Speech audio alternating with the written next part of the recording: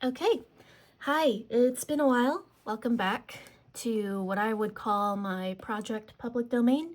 My name's Clover, and I just like to read out loud.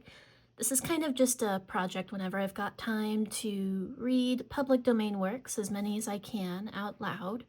Firstly, because I just want to read as many public domain works, but secondly, I just find the act of being read aloud to very, very relaxing, and I wish that I was read out loud more when I was younger.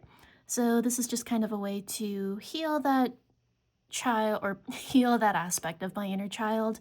Um, in this day and age, it also just kind of helps me slow down my own thoughts, find my own voice, and enjoy a good story. So it's just for fun.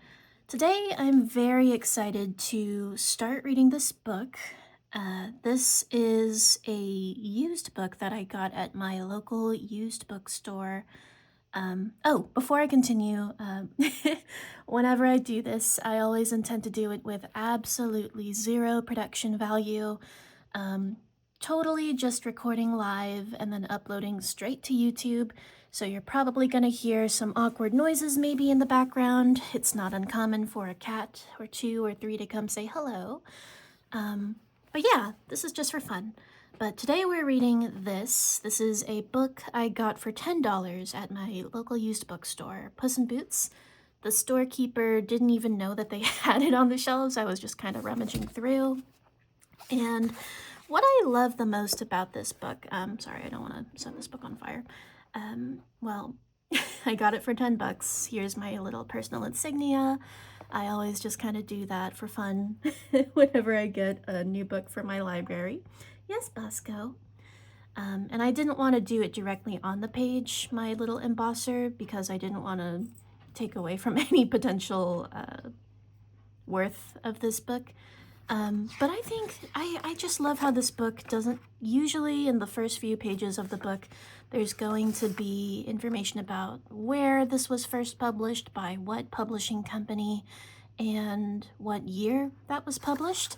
But there's none of that. This book, it looks like it predates any kind of official publishing standard.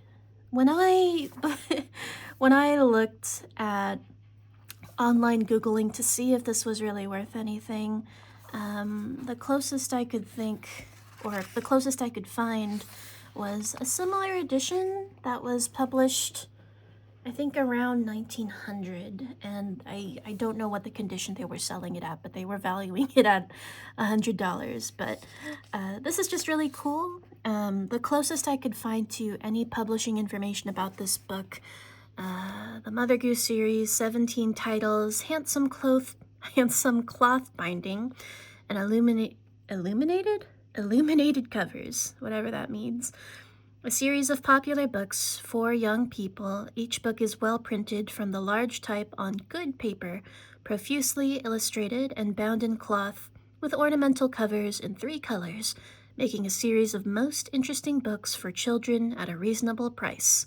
Price, 50 cents per copy, and that is 50 cents for the whole book. So whenever this was originally published, the whole thing was only worth 50 cents, which in this day and age, I don't think you'll find anything that you can just pay for with 2 quarters.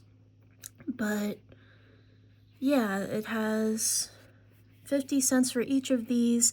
Aladdin and the Wonderful Lamp and Other Stories, Animal Stories for Little People, Beauty and the Beast and Other Stories, Bird Stories, Cinderella or The Glass Slipper, Goody Two Shoes, House That Jack Built, The Jack and the Beanstalk, Jack the Giant Killer, Little Red Riding Hood, Mother Goose's Rhymes, Mother Hubbard's Melodies, Patty and Her Pitcher or Kindness of Heart, Peter and His Goose, Puss in Boots and Other Stories, that's the one that we have here, Sleeping Beauty and Who Killed Cock Robin. But yeah, the closest I can find to any publication information for sale by all booksellers or sent postpaid on receipt of price by the publisher, A.L. Burt, 52 to 58 Duane Street, New York. And that is just so fascinating to me that this was considered an illuminated cover in 3 colors. Now, I did, I think, read ahead to the first story, which is Puss in Boots, and this is supposed to be an ogre. Um, I wonder if they just ran out of colors because I thought it was a Hispanic man and a caricature of one. But just the amount of history that I'm holding in my hands is so cool. To think that this book may have withstood more than 100 years, may have been out as early as 1900. Whoever previously owned this, I think this $10 mark is from the bookstore I bought it from. But there is a couple of handwriting here and there. This is page 102. When I go to 102, there's nothing special, but it's just fun. I love this. So without further ado, let's just kind of go through and start reading. So this is a collection of short stories, and I believe the first one is Puss in Boots. Look at these illustrations. They're so fun. I love how it's kind of realistic, but also animated. Like, look at their faces. And I love all the scratch work. There's something really nostalgic about that. The caption says, "Help! Help! The Marquise is drowning!" It also never credits who illustrates all of these, so I don't know. Maybe it's just one guy named A. Albert.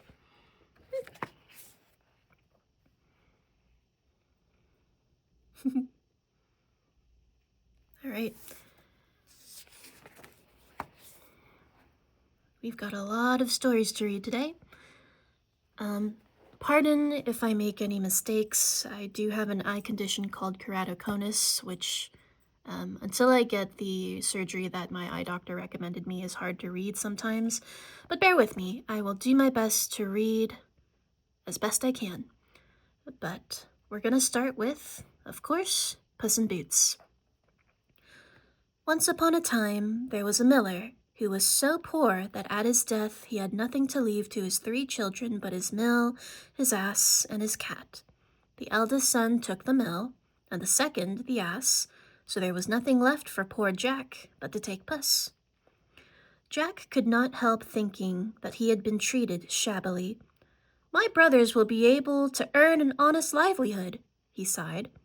"But as for me, though Puss may feed himself by catching mice, I shall certainly die of hunger."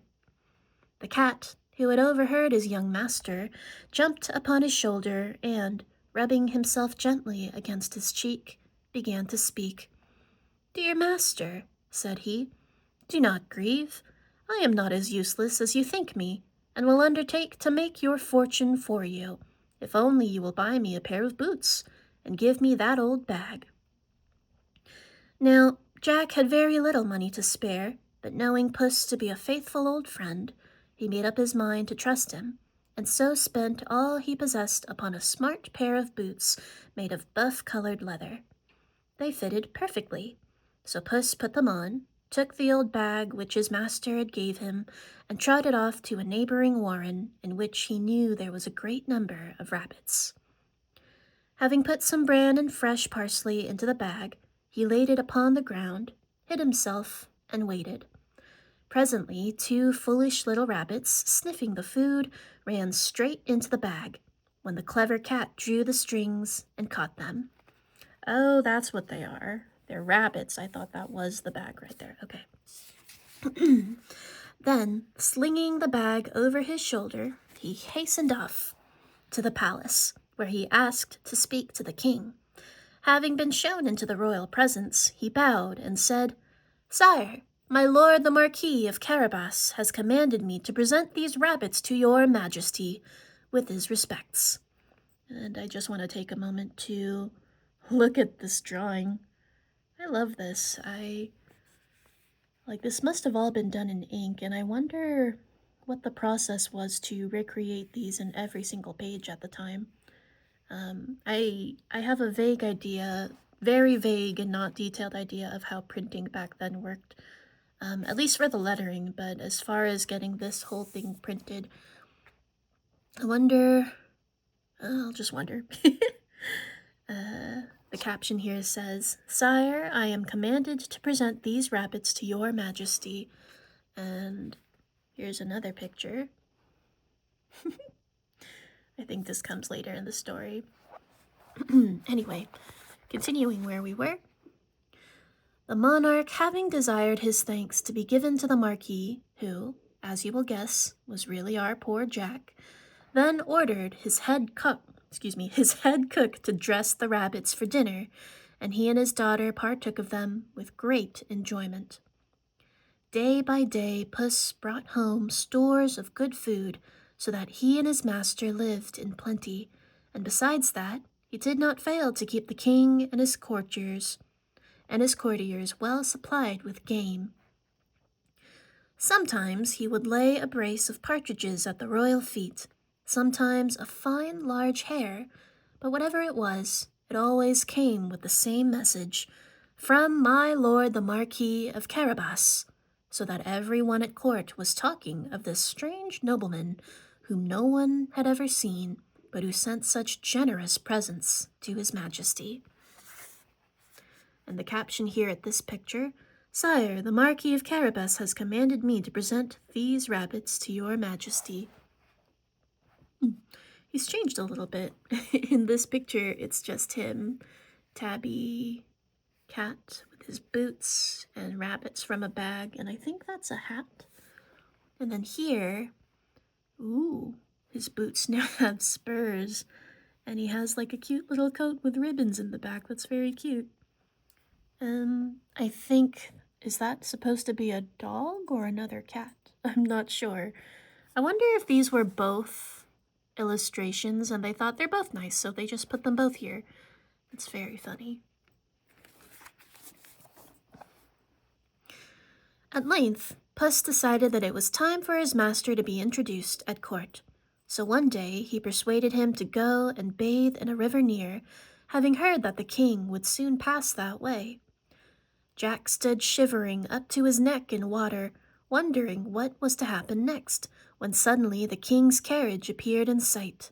At once Puss began to call out as loudly as he could, "Help! Help! My lord the Marquis of Carabas is drowning!" I guess that's where the previous picture was supposed to go here. The king put his head out of the carriage window and, recognizing the cat, ordered his attendants to go to the assistance of the Marquis. While Jack was being taken out of the water, Puss ran to the king and told him that some robbers had run off with his master's clothes while he was bathing. The truth of the matter being that the cunning cat had hidden them under a stone. Hold on, I want to go back to the picture. That was a few pages before. Whoop. Did they put it? Hold on, they didn't put it all the way back here.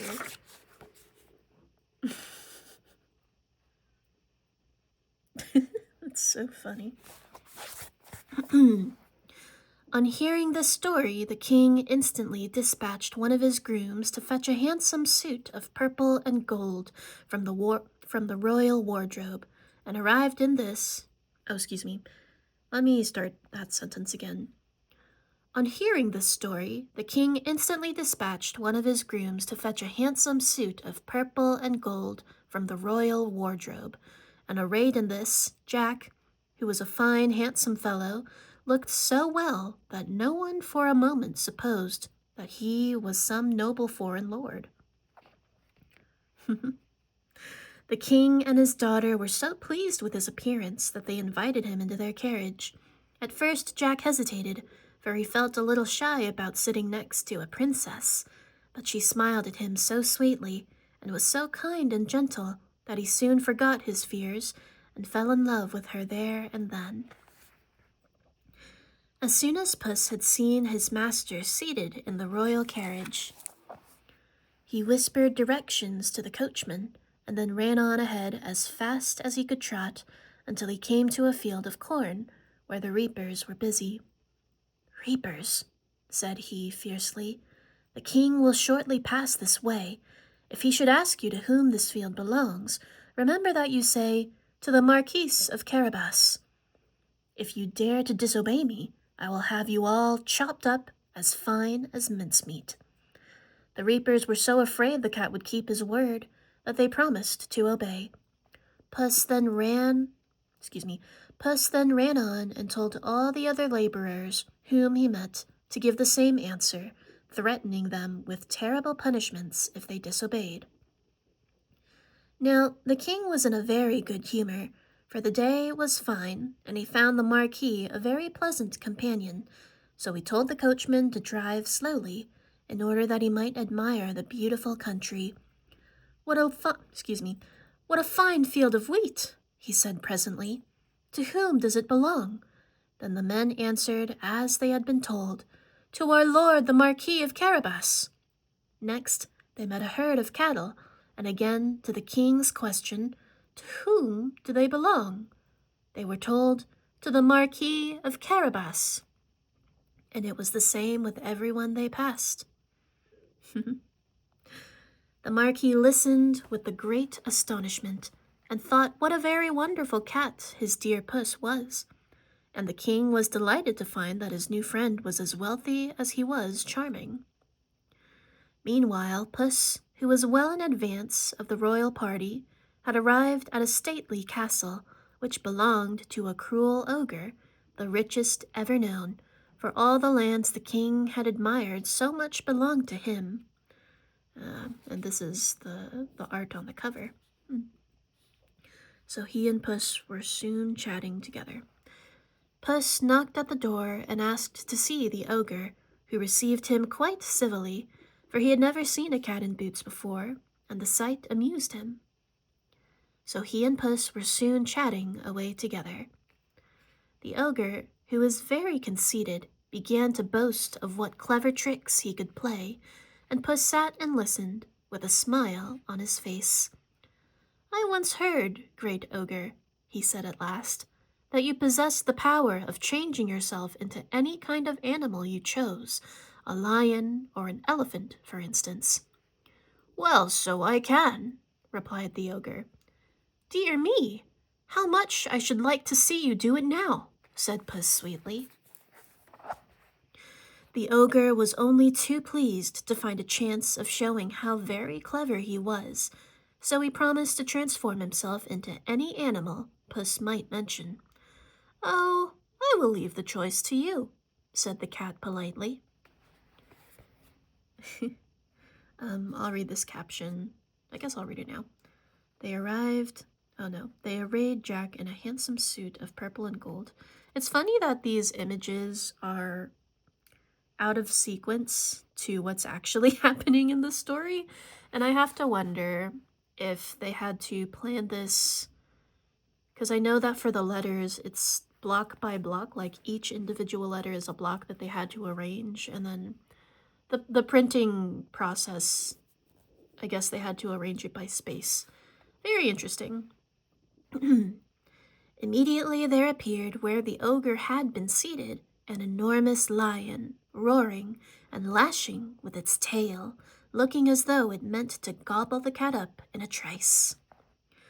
Puss was really very much frightened and, jumping out of the window, managed to scramble onto the roof, though he could scarcely hold on to the tiles on account of his high-heeled boots.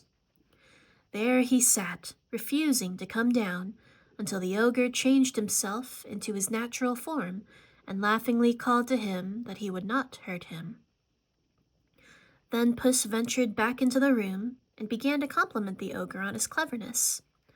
Of course, it was all very wonderful, he said, but it would be more wonderful still if you, who are so great and fierce, could transform yourself into some timid little creature, such as a mouse. That, I suppose, would be quite impossible? Not at all, said the vain ogre. One is quite as easy to me as the other, as I will show you. And in a moment a little brown mouse was frisking about all over the floor, while the ogre had vanished. Now or never, said Puss, and with a spring he seized the mouse and gobbled it up as fast as he could. At the same moment all the gentlemen and ladies whom the wicked ogre had held in his castle under a spell became disenchanted. They were so grateful to their deliverer that they would have done anything to please him, and readily agreed to enter into the service of the Marquis of Carabas when Puss asked them to do so. You know, I just realized it's probably pronounced Marquis. My bad. So now the cat had a splendid castle, which he knew to be full of heaped up treasures. At his command, and ordering a magnificent feast to be prepared, he took up his station at the castle gates to welcome his master and the royal party. Excuse me, I apologize for the noises my stomach is making. I ate dinner a small while ago, and I guess my stomach has opinions on that. As soon as the castle appeared in sight, the king inquired whose it was. "For," said he, "I have never seen a finer." Excuse me. Then Puss, bowing low, threw open the castle gates and cried, "May it please your majesty to alight and enter the home of the most noble, the Marquis of Carabas." Full of surprise, the king turned to the Marquis. "Is this splendid castle indeed yours?" he asked. "Not even our own palace is more beautiful, and doubtless it is as splendid within as without." Puss then helped his majesty to alight, and conducted him into the castle, where a group of noble gentlemen and fair ladies were waiting to receive them. Jack, or the Marquis, as he was now called, gave his hand to the young princess and led her to the banquet. Long and merrily they feasted, and when at length the guests rose to depart, the king embraced the Marquis and called him his dear son, and the princess blushed so charmingly and looked so shy and sweet that Jack ventured to lay his heart and fortune at her feet. And so the miller's son married the king's daughter, and there were great rejoicings throughout the land. On the evening of the wedding day, a great ball was given to which princes and noblemen from far and near were invited. Puss opened the ball, wearing for the occasion a pair of boots made of the finest leather, with gold tassels and scarlet heels. I only wish you could have seen him. When the old king died, the princess and her husband reigned in his stead, and their most honored and faithful friend at court was Puss himself, for his master never forgot to whom he owed all his good fortune. He lived upon the daintiest meat and most delicious cream, and was petted and made much of all the days of his life, and never again ran after mice and rats, except for exercise and amusement. That was cute. I guess I'll stop this one here, but I would like to. I think I have it in me to read one more, but I will upload that in the next video. Cheers, toodles.